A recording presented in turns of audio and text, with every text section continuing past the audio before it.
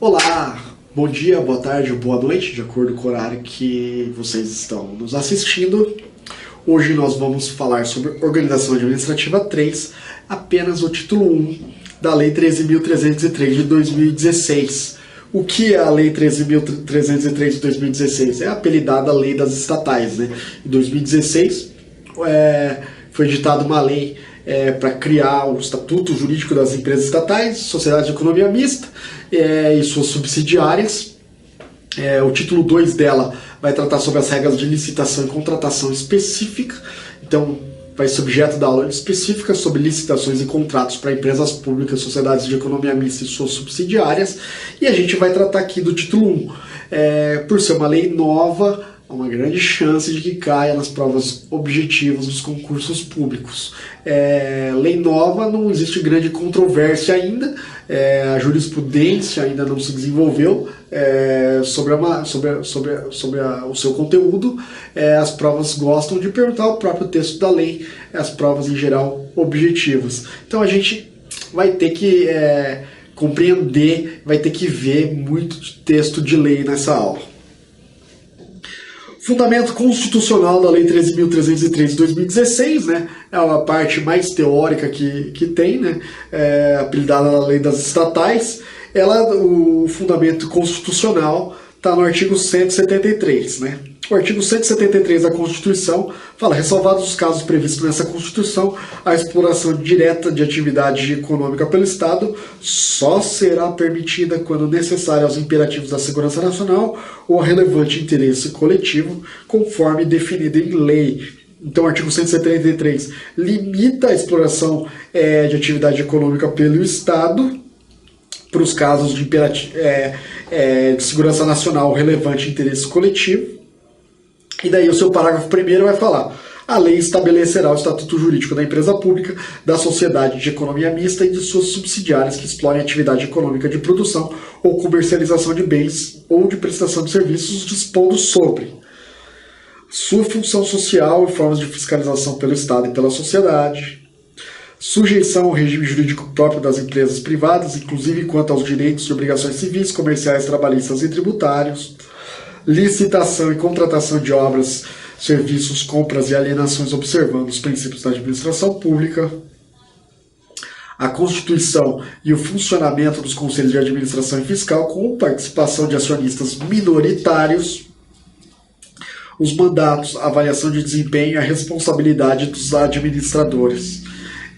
No parágrafo 2º vai falar: as empresas públicas e as sociedades de economia mista não poderão gozar de privilégios fiscais não extensivos às do setor privado.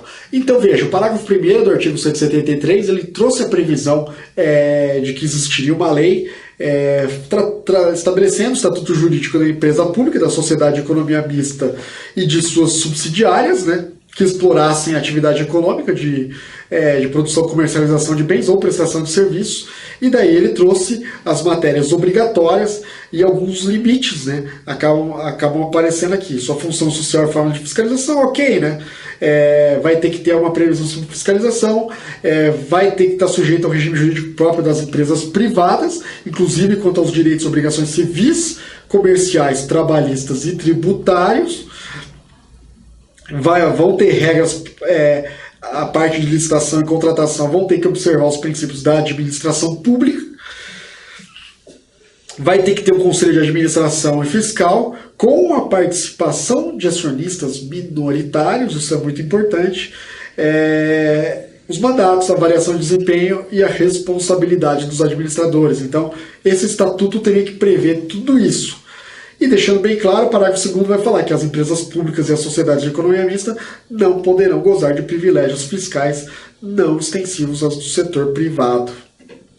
Então a gente vai ingressar agora no regime jurídico constitucional das empresas públicas e sociedades de economia mista, né? São regras que se aplicam a ambas, porque a Constituição, em diversos dispositivos, ou tratou administração direta, então são regras que se aplicam a toda a administração direta, ou falou as empresas públicas e sociedades de economia mista, né? Então, primeiro, submissão ao artigo 37. O artigo 37, caput, traz os princípios expressos em diversos comandos que devem ser observados pela administração direta ou indireta. Direta ou indireta. Vamos evitar aqui algumas confusões, né? Então, assim, tanto a administração direta quanto a administração indireta devem se submeter ao artigo 37. Isso não significa que os regimes jurídicos da administração direta e indireta serão idênticos, né? Observar os comandos normativos do artigo 37 não significa que os regimes jurídicos serão iguais, né? Há uma grande diferença entre a administração direta e indireta. E eles vão ser diferenciados de acordo com as normas que autorizam a criação do ente, ou agora aqui nas empresas públicas e sociedades de economia mista, pelo estatuto diferenciado, né? Então, por exemplo, né? Desculpa, o inciso 2º do artigo 37, ele vai falar sobre investidura em cargo ou emprego público, mediante concurso público, mas a carreira do servidor, né, da administração direta é diferente da carreira do empregado público, principalmente nas empresas públicas e sociedades de economia mista, né? As regras de concurso público, que estão lá nos incisos 3º e 4º, elas se aplicam para ambos. Mas a carreira não é a mesma do agente público, né? Se ele for servidor público da administração direta, se ele for empregado público, principalmente de empresa pública e sociedade de economia mista. Outro exemplo, né, de distinção: a obrigatoriedade de realização de procedimento licitatório, inciso 21 do artigo 37. Ok, tanto a administração pública direta quanto a administração pública indireta, né, a administração pública em geral, tem o dever de licitar, de realizar procedimento licitatório. Só que veja, após a lei das estatais, os procedimentos licitatórios das empresas públicas e sociedades de economia mista e das suas subsidiárias também, eles são distintos do resto da administração, que segue como base, né, a Lei 8666 e ainda algumas outras leis específicas. Então é isso. O fato de tanto a administração pública direta quanto a administração pública indireta, ambas compondo a administração pública geral, estarem submetidas ao artigo 37, não significa que os entes da administração pública indireta terão um regime jurídico idêntico ao da administração pública direta. A criação depende de lei específica, né? O artigo 37 vai falar que a criação depende de lei específica, né? Lógico, a autarquia vai ser criada por lei específica e as empresas públicas, sociedades de economia mista, vão ser criadas por ato específico mediante autorização legal. Então, assim,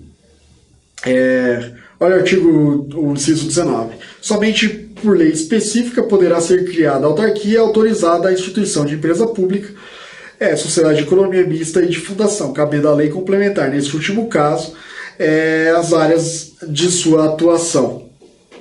Então tá aí. Empresa pública, sociedade de economia mista, ela tem uma lei específica que autoriza a sua criação. Mas a sua criação vai ser por um ato, né, o seu ato de constituição. Já as autarquias, por exemplo, a própria lei é o ato de criação. E a responsabilidade objetiva, né? O parágrafo 6º do artigo 37 vai falar que as pessoas jurídicas de direito público e as de direito privado prestadoras de serviço público responderão pelos danos que seus agentes, nessa qualidade, causarem a terceiros, assegurado o direito de regresso contra o responsável nos casos de dolo ou culpa. Então tá ali. Quando as pessoas de direito privado prestadoras de serviço público, né, inclusive as empresas por sociedades de economia mista, elas também vão estar sujeitas à regra da responsabilidade objetiva do Estado. Além disso, né, voltando ao regime constitucional, né, porque a gente estava vendo específico do artigo 37, na submissão ao artigo 37, ainda vai haver a sujeição ao controle de contas pelo Tribunal de Contas e pelo Poder Legislativo, né? Os artigos 49, inciso 10 e o artigo 71, eles vão incluir a administração direta no controle externo exercido pelo Poder Legislativo, né? Tanto pelo Poder Legislativo diretamente como através dos tribunais de contas. Então, a administração indireta está submetida ao controle de contas, né, pelo Tribunal de Contas e pelo Poder Legislativo, e nisso as empresas públicas e as sociedades de economia mista como integrantes da administração indireta. Também vai ter previsão de rubrica orçamentária. Por quê? Porque a lei orçamentária anual compreenderá, né, o dispositivo que trata da lei orçamentária anual. Ele vai falar que a lei orçamentária anual compreenderá o orçamento fiscal dos poderes da União, seus fundos, órgãos e entidades da administração direta e indireta, inclusive fundações instituídas e mantidas pelo poder público. Então tá aí. Vão ter que participar do orçamento público também as entidades da administração indireta. E além disso, né, as empresas públicas e sociedades de economia mista e suas subsidiárias, elas vão estar submetidas ao mesmo regime da iniciativa privada em relação aos direitos e obrigações civis, comerciais, trabalhistas e tributários. A gente já viu o artigo 173, né, inciso 1º. Não existe, então, privilégios tributários e os agentes, embora ingressem para o concurso, porque estão submetidos à regra de obrigatoriedade de concurso, eles também estão sujeitos a outras regras, né, dos agentes públicos, como a não acumular cargos ou funções públicas, e ainda que sejam equiparados a funcionários públicos para fins penais, eles são empregados públicos regidos pela CLT. Além disso, existem outras regras comuns às empresas públicas e sociedades de economia mista previstas na legislação esparsa. Isso são muitas, né? A principal, talvez, a mais mencionada pela doutrina e que também gosta de cair nas provas de concurso é a não submissão à lei de falências, né? Por expressa previsão da lei de falências, Lei 11.101 de 2005, a empresa pública e a sociedade de economia mista, ela não está submetida à lei de falência, né? Não se aplica, esta lei não se aplica à empresa pública e sociedade de economia mista. Além disso, né, não há previsão de privilégios processuais, né, para as empresas públicas e sociedades de economia mista. Lembrando que regrinha de competência, né, a Justiça Federal é competente para analisar os processos que envolvam as empresas públicas federais e a Justiça Estadual para as sociedades de economia mista federais, né, também. Isso tudo, com um pouco mais de detalhe, deve ser objeto das aulas de competência no direito processual. Seu patrimônio tem origem na pessoa federativa que as instituiu, mas após a transferência, elas se tornam bens privados. Como consequência disso, seus bens são penhoráveis, salvo, claro, se relacionados à prestação de serviços públicos, né? Então, o patrimônio das empresas públicas e das sociedades de economia mista, eles não estão submetidos à regra geral dos bens públicos, como, por exemplo, a alienabilidade condicionada, né? Os bens são penhoráveis, salvo, claro, se relacionados à prestação de serviço público, mas aí por estarem relacionados à prestação de um serviço público. Agora a gente vai entrar finalmente, né, depois dessa introduçãozinha, na lei das estatais. A gente vai ver as principais disposições do título 1 da lei das estatais. Como por ser uma lei nova, é uma lei muito técnica, ela vai respeitar aquelas limitações constitucionais e ela vai conter muitas definições. Antigamente, as leis eram feitas de formas mais sucintas, havia maior margem para interpretação. Hoje em dia, até para evitar abusos, né, ou desvirtuamentos da lei, as leis costumam ser conter grandes definições, ser bem dividida em títulos com nomes grandes. Então a gente, primeiro, isso é muito utilizado pelo avaliador do concurso, porque por ter definição na lei, ele pode ficar seguro de que a questão dele vai estar correta, porque ele pode colocar na questão, de acordo com a lei, a definição de alguma expressão é isso. E por outro lado também, para a gente nos facilita, porque a gente pode ficar mais tranquilo, não precisa ficar correndo atrás de muita lição doutrinária, a gente pode contar com a própria lei para nos ensinar, para a gente entender o que são aquelas definições. O objeto da lei 13.303 é o estatuto jurídico da empresa pública e da sociedade de economia mista e de suas subsidiárias, abrangendo toda e qualquer empresa pública, sociedade de economia mista da União, dos Estados, do Distrito Federal e dos municípios, que explora atividade econômica de produção ou comercialização de bens ou de prestação de serviços, ainda que a atividade econômica esteja sujeita ao regime de monopólio da União, ou seja, de prestação de serviços públicos. Então, o Estatuto, a Lei 13.303, deixa bem claro que ela é uma lei nacional e que ela se aplica ainda que a atividade econômica ela esteja sujeita ao regime de monopólio da União ou à prestação de serviços públicos. Ou seja, todas as empresas públicas e sociedades de economia mista se submetem às regras gerais da Lei 13.303 de 2016. Né? O disposto nos capítulos tal e no título 2 dessa lei aplica-se inclusive à empresa pública dependente, definida nos termos da Lei Complementar 101 de 2000, né, que expõe atividade econômica, ainda que a atividade econômica esteja sujeita ao regime de monopólio da União, ou seja, de prestação de serviço público. Então ele deixa bem claro que mesmo que a empresa pública ou sociedade de economia mista ou que a empresa pública seja dependente, né, e que exerça uma atividade sujeita ao regime de monopólio da União de prestação de serviço público, ela está submetida às regras da lei das estatais. Submete-se ao regime previsto nessa lei ainda a empresa pública e a sociedade de economia mista que participem de consórcio conforme disposto no artigo tal, na condição de operador. Então, a operadora de um consórcio, né, e a Lei 6.404, ela vai tratar do consórcio de empresas para exercer determinada atividade, então ela também vai estar submetida ao regime dessa lei. Submete-se ao regime previsto nessa lei a sociedade, inclusive de propósito específico, que seja controlada por empresa pública ou sociedade de economia mista abrangidas no caput, mesmo a controlada por empresa pública ou sociedade de economia mista, também está sujeita à lei das estatais. Ou seja, essa lei se aplica a todas as empresas públicas, sociedades de economia mista e as suas subsidiárias, né?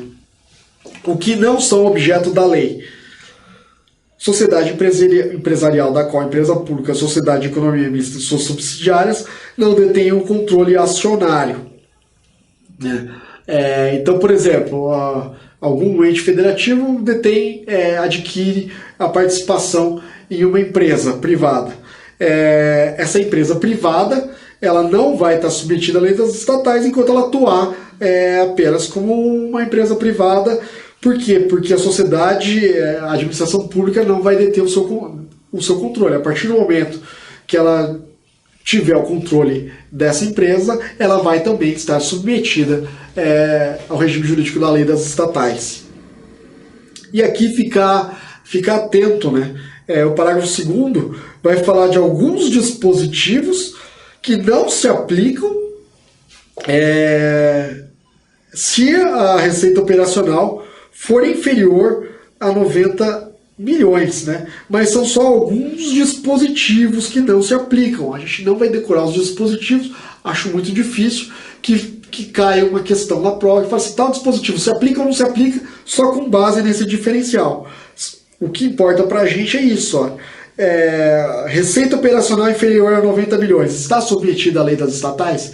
Está sim submetida à lei das estatais. Ela não está submetida a todos os dispositivos da lei das estatais, porque alguns não se aplicam a elas, mas elas estão sim submetidas à lei das estatais.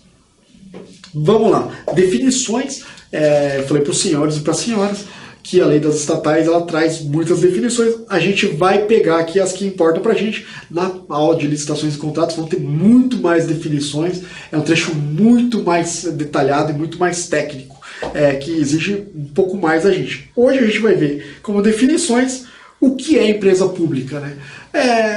Vamos esquecer a definição doutrinária, vamos esquecer as definições anteriores à lei. Alguns autores a utilizavam um pouco do Decreto-Lei 200 de 67. Não, para a gente hoje, empresa pública é o que a lei das estatais fala que é empresa pública. Empresa pública é a entidade dotada de personalidade jurídica de direito privado, com criação autorizada por lei e com patrimônio próprio, cujo capital social é integralmente detido pela União, pelos estados, pelo Distrito Federal ou pelos municípios, Isso é uma empresa pública. O capital social é integralmente detido pela União, pelos estados, pelo Distrito Federal ou pelos municípios. A sua criação é só autorizada por lei. O parágrafo único. Desde que a maioria do capital votante permaneça em propriedade da União, do Estado, do Distrito Federal ou do município, será admitida no capital da empresa pública a participação de outras pessoas jurídicas de direito público interno, bem como de entidades da administração indireta da União, dos Estados, do Distrito Federal e dos municípios. Então, peraí, olha lá, o caput fala que o capital social é integralmente detido pela União. Mas o parágrafo único vem aqui e fala assim, desde que a maioria do capital votante permaneça em propriedade da União, do Estado, do Distrito Federal e do município, é admitida no capital da empresa pública a participação de outras pessoas jurídicas de direito público interno, bem como entidades da administração indireta da União, dos Estados, do Distrito Federal e dos municípios. Olha só, o capital social é integralmente detido pela União, pelos Estados, pelo Distrito Federal ou pelos municípios. O que pode ocorrer é que não haja exclusividade de um ente federativo, né? Então pode haver uma empresa pública que a maioria do capital pertence à União, mas que algum Estado também participe, ou o contrário, né? Ou ainda que a União participe, né? A administração direta detém o controle, e que participem alguns órgãos da administração indireta da União, dos Estados, do Distrito Federal e dos municípios. Por exemplo, uma outra empresa pública tem uma pequena participaçãozinha. Sociedade de economia mista, né?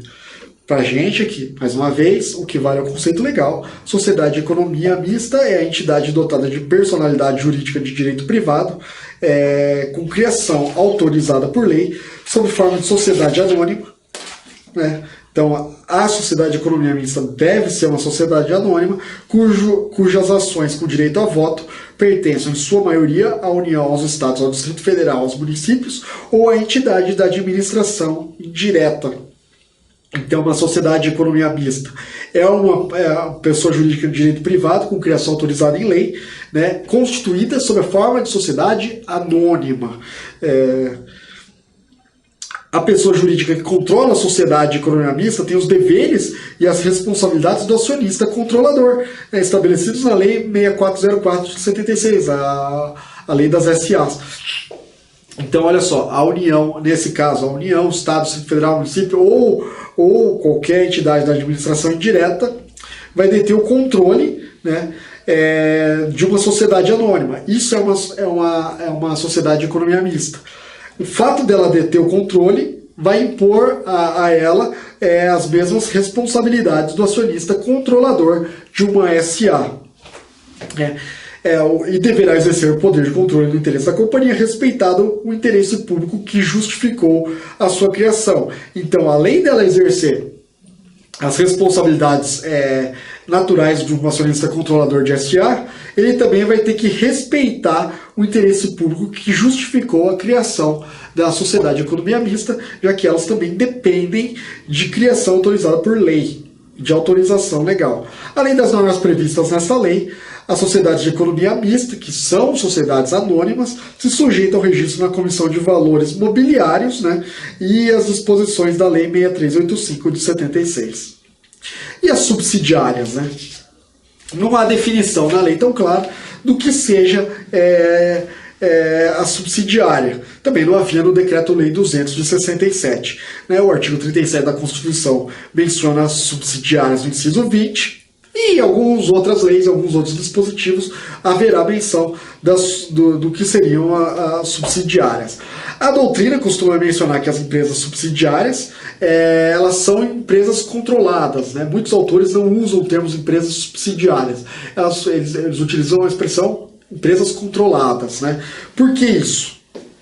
Porque normalmente no direito empresarial se distingue as sociedades controladas da subsidiária integral. Então se reserva o termo subsidiária junto com a expressão subsidiária integral. As controladas são as sociedades em que uma outra sociedade detém de modo permanente preponderância nas deliberações sociais. inclusive e principalmente o poder de indicar os administradores, e as subsidiárias integrais são aquelas que todas as ações pertencem a outra sociedade. Então, pegando a carona aí nas definições do direito empresarial, então uma subsidiária integral seria aquela que uma empresa pública ou uma sociedade economista deteria a totalidade das ações dessa subsidiária integral. Uma empresa controlada seria aquelas que a empresa pública ou sociedade de economia mista ela tivesse as ações necessárias para que fosse exercida o interesse dessas empresas públicas ou sociedades de economia mista, porque elas são preponderantes nas deliberações sociais. Então, por isso, alguns autores, ao invés de mencionar subsidiária, mencionam as empresas controladas. Por quê? Porque eles reservam o subsidiário para aquele entendimento subsidiário integral. Hoje em dia, talvez com a lei das estatais utilizando subsidiária, nós podemos entender as subsidiárias, tanto como as sociedades controladas, como as subsidiárias integrais, que são uma forma de controle. Uma das principais regras e inovações, atendendo ao comando constitucional do artigo 173, parágrafo 1º, é a presença de uma série de regras de governança corporativa.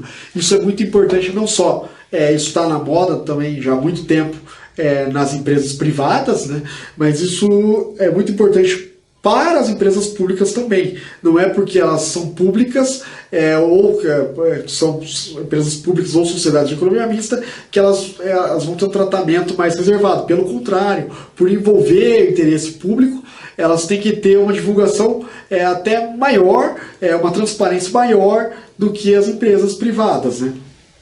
Então, a lei das estatais ela tratou conjuntamente as empresas públicas e as sociedades de economia mista na maioria dos seus dispositivos, inclusive os de governança corporativa.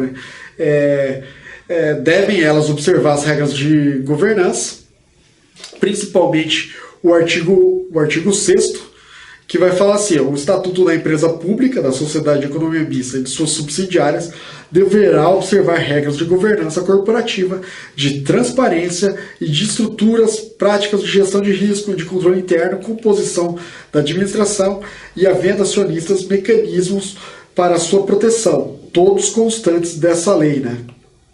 Então, também nesse aspecto, embora o artigo 6º fale da observação de regras de governança, ele já menciona a transparência. Uma regra muito importante de transparência é que toda e qualquer remuneração dos administradores deve ser divulgada e ao dever de que a empresa pública e a sociedade de economia mista elaborem e divulguem uma política específica para disponibilização de informações. Então, as empresas públicas e as sociedades de economia mista elas devem ser extremamente transparentes, elas devem ter regras próprias, um estatutozinho, sim, sobre divulgação de informações, além do que a remuneração dos seus dirigentes deve ser também divulgada. Vamos para frente. Estrutura organizacional. A lei das estatais ela estabelece alguns requisitos que deverão ser observados pelas leis que autorizam sua criação. Então, as leis específicas que vão que vão autorizar a criação da empresa pública e da sociedade de economia mista e das suas subsidiárias, elas vão ter que observar alguma dessas regrinhas. Então, o artigo 13 vai falar: a lei que autoriza a criação da empresa pública e sociedade de economia mista deverá dispor sobre as diretrizes e restrições a serem consideradas na elaboração do Estatuto da Companhia, em especial sobre constituição e pronunciamento do Conselho de Administração. Então tem que ter um Conselho de Administração com um número mínimo de 7 e um número máximo de 11 membros. Um Conselho de Administração com 7 a 11 membros. Vão ter que ter requisitos específicos para exercício de cargo de diretor, observado o número mínimo de 3 diretores. Então deve ter no mínimo 3 diretores. Conselho de Administração de 7 a 11 membros. Diretores, mínimo de 3. E a avaliação de desempenho individual e coletivo, de periodicidade anual dos administradores e dos membros de comitês, observados, no mínimo, os seguintes quesitos. Olha só: exposição dos atos de gestão praticados quanto à licitude e eficácia da ação administrativa, contribuição para o resultado do exercício, consecução dos objetivos estabelecidos no plano de negócio e atendimento à estratégia de longo prazo. Então, olha só, os diretores, né, os administradores, eles vão estar submetidos a uma avaliação de desempenho individual e coletivo de periodicidade anual agora, para atender esses requisitos. Além disso, vai ter que ter um conselho fiscal. E a atribuição do conselho fiscal é permanente, né? Por quê? Porque existem algumas empresas que admitem o conselho fiscal que não atuem de modo permanente. Nas empresas públicas e sociedades de economia mista, o estatuto deve prever um conselho fiscal com exercício de atribuições permanente. Vai ter que ter a constituição e financiamento de um comitê de auditoria estatutário. E o prazo de gestão dos membros do Conselho de Administração e dos indicados para o cargo de diretor será unificado e não será superior a 2 anos, sendo permitidos no máximo 3 reconduções consecutivas. Então, no máximo, 3 consecuções respectivas, e o prazo dos membros, o prazo de gestão dos membros é de 2 anos, né? Então 2 vezes 3, 6, no máximo, consecutivamente por 6 anos. O inciso 7º foi vetado. O 8º vai falar: o prazo de gestão dos membros do Conselho Fiscal também não superior a 2 anos, permitida apenas 2 reconduções consecutivas. Então há uma diferenciazinha aí. Conselho Fiscal, o prazo é de 2 anos, 2 reconduções consecutivas. Conselho de Administração ou diretoria, 2 anos, sendo permitidas no máximo 3 reconduções consecutivas. Guardar essas diferençazinhas aí que podem ser utilizadas como pegadinha na prova de concurso. Os requisitos para participar do Conselho de Administração ou da diretoria. A lei das estatais vai trazer esses requisitos mínimos, né?